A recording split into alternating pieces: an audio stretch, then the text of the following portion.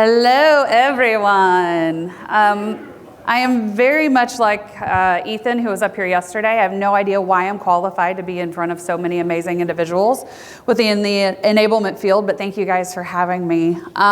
Excited to be here today to talk about the lovely hot button topic of virtual onboarding.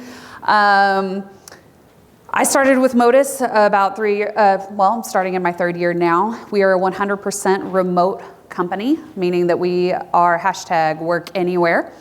And so I came into a fun and lovely landscape of figuring out how to bring in very low tenured, very early on people in their sales careers into selling at Modus. But before I dive into that, I'm going to tell you a little bit more about me. I asked my team and our latest onboarding class last week, I said, what do they need to know about me before I jump in? They gave a lot of responses that I filtered out, but this is the highlight reel. So a little bit about me. I have 2 full-time jobs. I am the director of training and enablement at Modus, but I am also full-time wife and mom to those 2 cute kiddos, whom I adore. That's Kinsey and Dylan. They wanted you to know that I am a retired bull rider and beauty queen. Yes, that is true. I am a former Miss Arkansas, but also definitely was an avid rodeoer back in the day. My mom could not figure out for the life of her why I wouldn't barrel race. It's because my dad rode bulls, so I should ride bulls. And so the natural balance between the two was mom said, well, if she's gonna ride bulls, then she's also gonna do beauty pageants. Hello, Southern Belle. So that was me in a T. And then, of course, I have over 15 years of selling experience. That's how I ended up in the lovely realm of sales enablement. Been building some sort of training program along the way for my sellers through management and everything else over the last 10 years. But the first time I've ever had dedicated sales onboarding and enablement experience has been here at Modus. Like I mentioned, I just came to Modus 2 years ago, and in that time, created a completely ground up onboarding and enablement program. What was really unique about that was there was no enablement or onboarding program that existed at Modus across the organization. So nothing from people ops, anything like that. It was, hey, we need someone to come on board our sellers. We are increasing our sales force. We are doubling year over year. It's got to happen. So Chelsea, you're it. Great. Looking forward to that. And I really did. So just out of curiosity, this is where me trying to be all technological and fancy for you guys failed me. I had a Mentimeter slide in here that I messed up and put a 2-day expiration on it. And I was a good girl with my timing and got everything to Jack on time, which means that link expired. So quick show of hands for your onboarding environments right now. How many of you are doing like in-person training? Show of hands. In-person onboarding? Okay. What about virtual? Nice, I love it. Who all loves virtual onboarding? Okay, yeah. All right, so I felt the exact same way. Until we got the numbers in from our first year. So there's several benefits of virtual training that we should all be aware of, right? We already know, cost savings. It's inexpensive. Yes, you get some cool tools along the way, but still, it's more inexpensive than it is to bring everyone into an in-person environment, have them there for 2 weeks, feed them, do whatever, 7 days, 10 days, whatever your first onset looks like, but it's quick and it's rushed. It offers you flexibility. It doesn't just offer flexibility and timing for whenever you're onboarding hires or anything like that, but it also provides you flexibility in your content. How many of you have ever trained someone on a product and onboarding and then 5 days later product came out and was like, ta-da! Look what we can do. And then you're going back to that new hire and being like, hey guys, we just spent 3 hours on this in person, but now I need you to go watch this video and we're gonna catch back up next week. We now have the ability to be more agile in our content, okay? What this allowed us to do at Modus and being more agile in that content was not only to revamp the speed in which we onboarded people, but to also allow us the flexibility to create an extended training program through that virtual onboarding set that gives them almost things in a just-in-time format, all right? We know that one of the cons of not having in-person training is some of that person-to-person contact. There's no ride-alongs, there's none of that stuff, right? There's a lot of that that's missing, so some of that on the job, we miss. Having a virtual plan that allows you that flexibility based upon the learner and where they are within their skill set gives them a better onboarding experience as well. And then, of course, there's the convenience. that easy button, right? They can tap into those trainings anytime they need. They're not just looking for that one-on-one in-person time where they have to come to you for those questions. They have an automatic repository through that virtual onboarding, as long as you have an aligned system, which we'll talk about here in a little bit, to be able to deliver those things. So they have the ability to go back and reference, you don't have to worry about these hard paper notebooks, things like that. They have the keys to that. So beyond the 3, we also know that it allows for faster ramp of new sellers and greater adoption of new initiatives for seasoned sellers. And you're like, Chelsea, that's not the case with me. That's okay. Hopefully I give you a little bit of information today that might help you move that forward, because that's what we've seen with us. So what we were able to see, this is results from one change that we made in our virtual onboarding with our BDRs, one change. What you're seeing right there, the first one is stage 1, in which we implemented a new 10-day onboarding program for our BDRs. Prior to me coming to Modus, the onboarding of our BDRs, whose only task at Modus is for cold call outreach, cold outbound, okay? 90 days. 90 days to time of proficiency. Ouch. Okay? So whenever I came in, made the first one, we had their average days to disco at 38, meaning that's when they were getting disco calls claimed and done by our sellers. That was stage 1. So I already went from 90 days to 38. Yay. Then, when we baited it, made a quick change on the 10 days, moved workflow training up front, moved some of our product training around, reorganized things, we saw a 20% increase or decrease in ramp time and increase in productivity. And that was with our BDRs alone. And this is just an easy stat to go through. We have also seen an increase in our seller activity as well. In my first year at Modus, I was a one-woman shop. Okay, it was me, a couple of sales tools, our LMS, and the will to drive. And that was about it. In my first year, our sales new hires were attributed to over $4 million in new revenue. That's what was put on my head from our VP of Rev Ops of what I achieved. I don't say that to be like, yay, look at me. I say that because there's a lot of us that run into these realms where we are a one-person shop or we carry a lot of the weight. It is possible to refine and make some easy changes. All right, key steps for virtual onboarding. You're all gonna look at this slide and be like, we know. I know you know, that's why you're here, but let's talk about some things that we can maybe do a little differently. So, leadership and partner alignment. I will give you a story about my first week at Modus. My VP of Rev Ops, who I reported to at the time, said, hey, Chelsea, we're gonna bring everybody into Chicago, because that's where I lived at the time, now in Dallas, yay. We're gonna bring everyone into Chicago because I want the sales leaders to meet you and understand what your plan is for moving forward. I said, perfect. Our CRO walks in on day 2 to me and the VP of sales about this far apart and me telling him, you're wrong, and that's not the way we are gonna enable our sellers. And he said, you're wrong, you've never sold Modus a day in your life and you can get out. Oof, that hurt.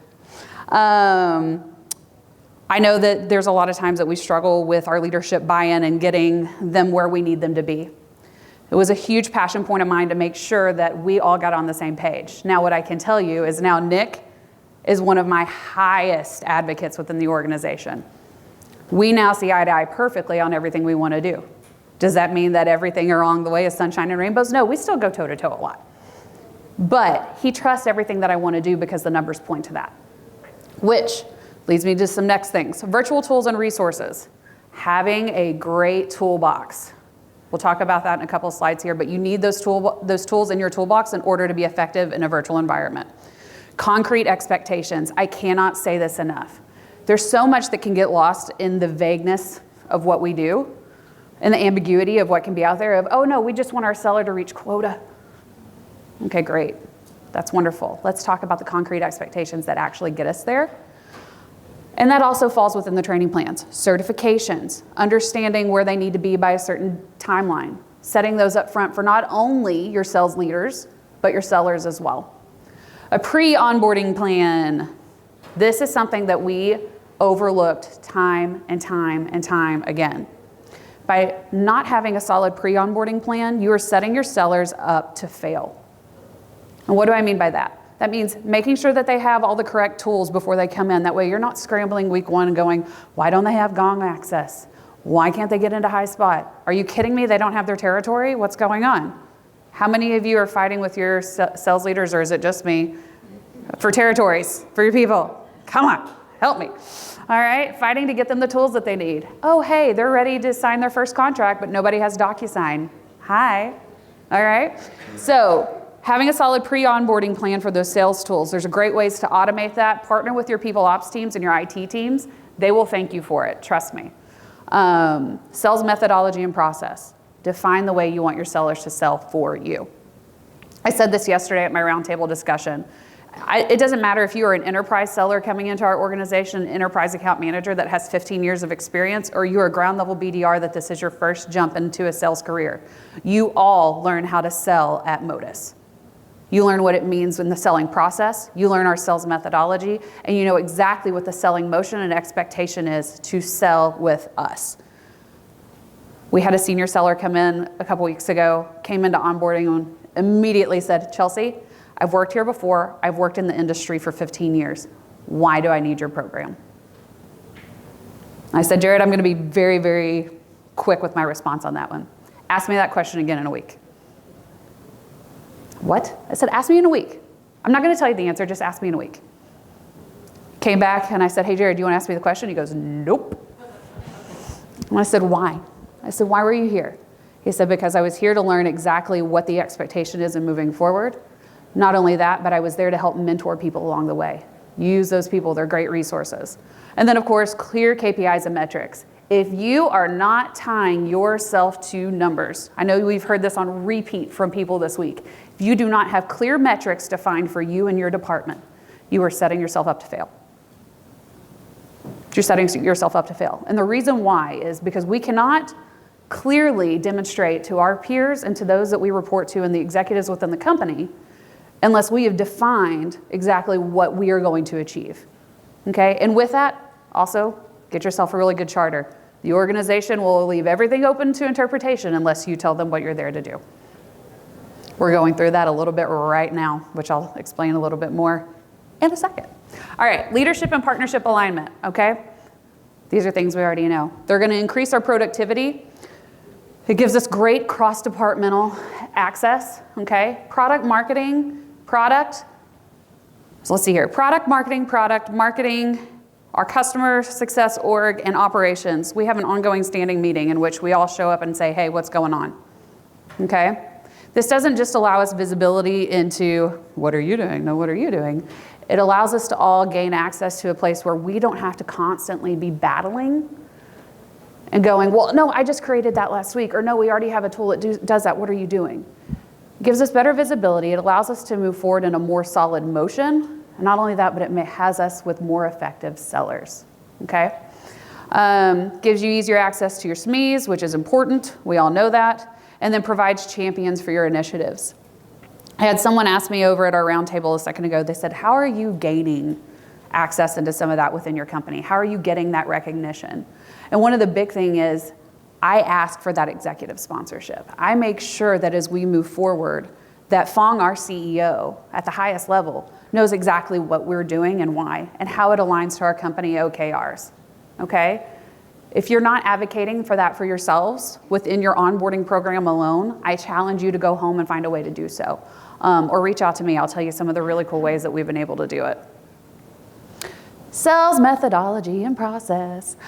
Ignore the very ugly cover. This was before our instructional designer, Somi, onboarded with us 100 days ago, and she told me, she said, for the love of God, Chelsea, please don't put that up there.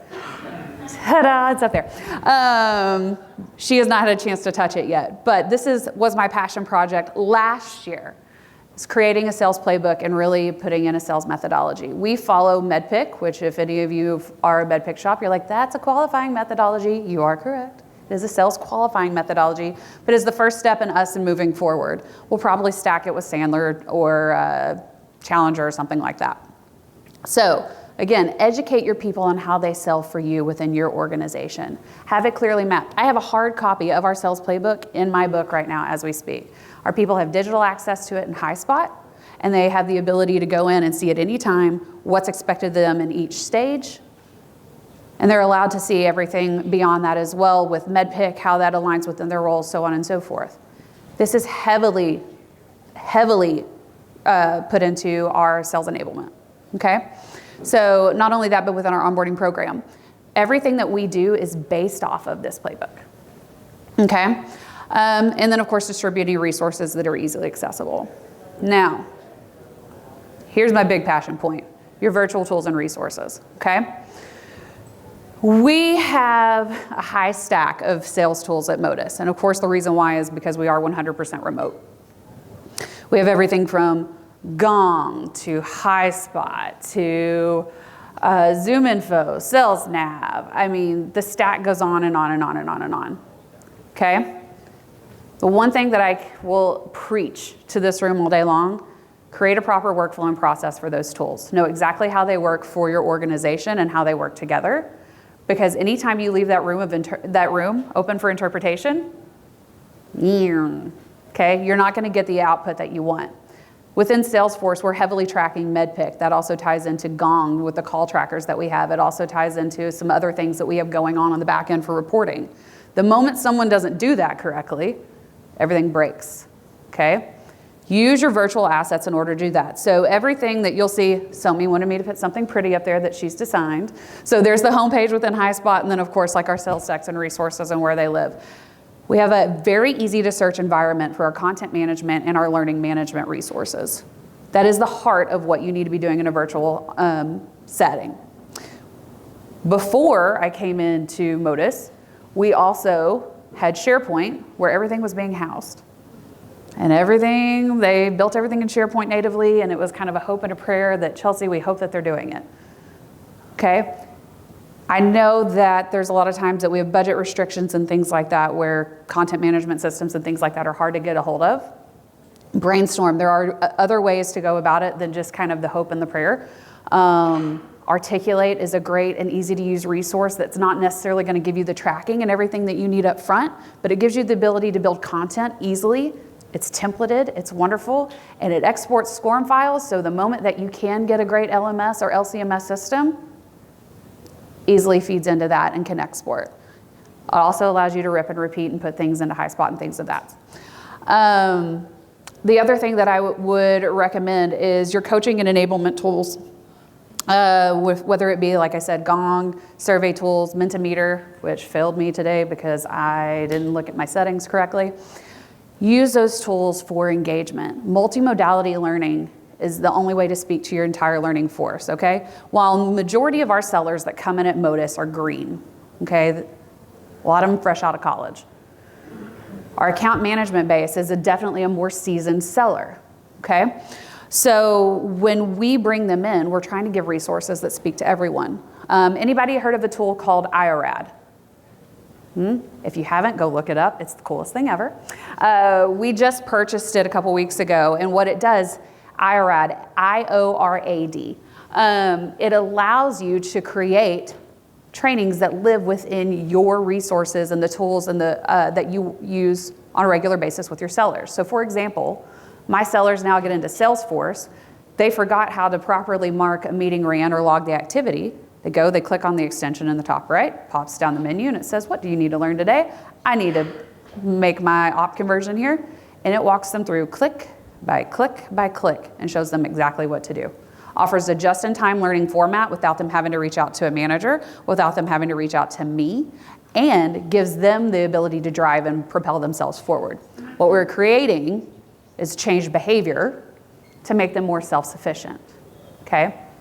That's the other thing to maybe recognize whenever you're looking at a learning resource in a content management system. Look for something that has high visibility into search. You want something that can search your transcripts, that can search your slides, that can search everything that's in there. What I like about HighSpot, it does have the ability to search my video transcripts as they're going out. So if they're looking for something, a training on, Chelsea, we need more training on fixed and variable rate, which is a big part of what we do. They can go type in fixed and variable rate. They can use the selection bar below, and it pulls up all the transcripts and everything that they need and goes, yep, that's exactly what I'm looking for. Ethan spoke yesterday about Dovo a little bit, that Slack tool. He and I have actually spoke about that before. We are in the process of investigating it for ourselves and putting it in as an extension in Slack. Very, very cool resource. I do understand that it has a little setup, and that is part of the joy of a virtual world, right? Anytime that we're getting technical with tools, there's setup involved. Take the time to govern and do that correctly. That's probably my last piece of advice on that. Now, you're like, okay, Chelsea, this is all great. Thank you for telling me everything that you do and everything that you use. I want to leave you with a little metric here before we jump to our next slide, which is I asked my VP of RevOps this morning, I said, hey, Dylan, any quick stats that you think I'm missing that I should throw out there for the world? He goes, yeah, last year we attributed your onboarding and enablement program to a 50% increase in conversion in Q3 and an additional 40% in Q4. The reason why that's important for us is last year, I will totally throw us at the mercy, we saw over 80% attrition in our sales force. Anybody else hit really hard with that last year with your sellers, or just me? Okay, just me, great. So that was a lot of fun for us. We onboarded a lot of people last year and got through enablement, but we were still able to see 50% increase in what we do and what we use. All right, so I know I'm the one standing between you and lunch. I promise I will try and be brief. So pros, we know this. Virtual onboarding gives us the time and flexibility of what we need. Tight processes, it allows us not a lot of flexibility. It creates a highly repeatable process, which is important. It also creates highly effective sellers. The reason why, because they have the ability to go back and reference these programs time and time again to get the information that they need. We have concrete expectations and certifications and coming out of that so they know exactly what they should be accomplishing before they come out. So creating those competencies, they know the knowledge that they need before they can move on. And it sets those clear expectations for outcomes. Now the cons, all right? There is not a lot of hands-on time. I'll be the first to admit that we, 2 quarters ago, decided to have a week-long in-person training once a quarter for our hires. The only reason being is we had got an overwhelming survey from our people ops team and our culture amp results that people are begging for more in-person time. We're a 100% remote company. It allows them that personal touch. So they come to Dallas, they spend 4 days with me in South Lake, me and my team. We actually just did it in the ice storm a couple weeks ago. Everyone landed Monday, and then they shut everything down. And I got the culture amp surveys back from that, and I was like, oh God, here we go. This is gonna be awful. And everyone's like, I had the best time. So that was really, really cool. What they didn't see was me daily calling restaurants going, please, for the love of God, tell me you're open and tell me you can get food to my people. So that was the biggest stress, but everyone still had a wonderful time. So we have added an in-person training element, but it is more of a resource academy to recap on everything that they've been using and to serve as more of that touch point. But there is no hands-on time in training. That's why we have tools like Gong and things like that, so they can still experience things from sellers, experience that feedback. We're able to deliver that coaching through a tool like HighSpot, but there's not really that normal hands-on of what you expect. There are some time constraints that come with that as well. But the third thing is going to be attention from other departments. A lot of people are going to see that as a major con. For me, it was a major pro. I came into Modus with the game plan, especially after I noticed that there was no formal onboarding, that I wanted to take on onboarding and enablement for the organization. Sales enablement still very much sits within my realm, but as of January 1, there's a lot of people in here that are going to go, oof, I report to people ops. It's what I wanted to do. It's for me. That's the way we're doing it, but because I still get to own sales enablement. But you are going to get noticed from other departments whenever you create efficiencies like this in a virtual environment. The reason why is because if you're accurately tracking your KPIs and your metrics, if you're showing that direct impact to business, and you're able to show those proficiencies that you're able to create in a virtual realm, you're going to get noticed. Be prepared for that, and also be prepared to say no. That was probably the biggest battle for me in year 1 and year 2 of my time at Modus, was other departments coming and saying, hey, I saw this really great asset that you guys created. How do I get on board with that? How do I get into that? How can we have that? Can you create this for us? I am a big yes person. And my former boss, the VP of RevOps, just stepped in back there, Dylan Blakes, he's amazing, would often tell me, give me the feedback of, Chelsea, quit saying yes to people, you don't have time. Okay, so the other thing that I would say is in a virtual environment, especially when you want to have a high impact, you have the ability to do that through virtual onboarding, but define your concrete expectations for yourself as well and your team, because it's very easy to get lost out in the world of we can. So I have approximately 5 minutes left. If you have questions, I'm more than happy to take them. Please take down my information. I'd love to connect with anyone and everyone. Virtual onboarding is a high passion point of mine and what we do. 30 minutes is nowhere near enough time to talk to you guys about all of the great information and the wonderful data that we've been able to glean from it. So would love to conversate with anybody who's experimenting with a program like that. And, questions. All right, do you have those that are promoted into a new role, BDR to AE, go through the onboarding program again? Yes, but with an asterisk, no. So they do still get to go through an onboarding program, but they do skip the first step of the combination training of getting to know Modus and some of those things. So the way that our onboarding program is set up is if you're a new hire, it says you get your new hire page in Basecamp, which is what we call High Spot. And so it says, yes, I'm new here, start step 1. Our promoted BDRs into AEs go through a different program where they are just getting further into their knowledge and start getting discovery skills. And when they get promoted, they get to come back to in-person training. We actually had that happen. Our BDRs that onboarded last year, we had a bunch of them promote with this last class. And they got to, the in-person training is for everyone in sales that's onboarded, but there's certain workshops that go into that. And so they got to break out into those seller roles. So caveat of yes, but no. Any other questions? All right, perfect. Go eat lunch. Thank you guys for your time. I appreciate it.